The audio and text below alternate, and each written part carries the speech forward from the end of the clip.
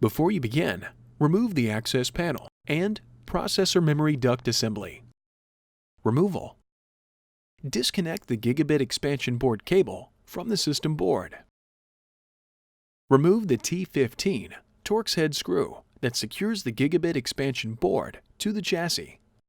Lift the Gigabit expansion board off of the retention tab on the chassis and remove. Replacement.